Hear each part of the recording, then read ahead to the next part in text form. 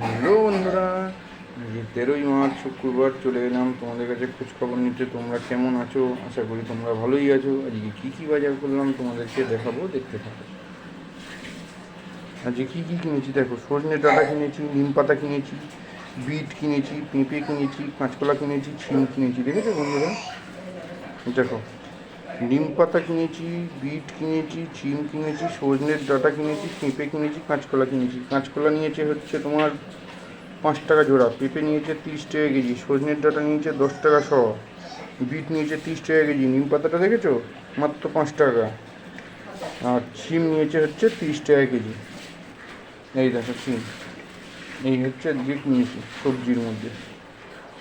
আর কি কিনেছি, আর কি কিনেছি এই দেখো, একেবারে গঙ্গার কাতলা 600 গ্রাম ওজন, নিয়েছে 250 টাকা করে। দেখেছো বন্ধুরা? এই হচ্ছে আজকে কিনেছি। আর কি কিনেছি এই দেখো, বীরবল কাটা, দেখেছো? এটা নিয়েছি হচ্ছে 750 গ্রাম। এই হচ্ছে আজকের বাজার। বীরবল কাটা এটা নিয়েছে 400 টাকা করে। দেখো, এই হচ্ছে আজকের বাজার। কেমন হয়েছে দেখতে থাকো। মাছের মধ্যে কিনলাম হচ্ছে কাতলা কাটা আর বীরবল কাটা, দু রকম। আর এই হচ্ছে সবজি, এই দিয়ে আজকে হবে।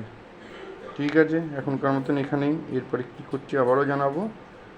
টাটা।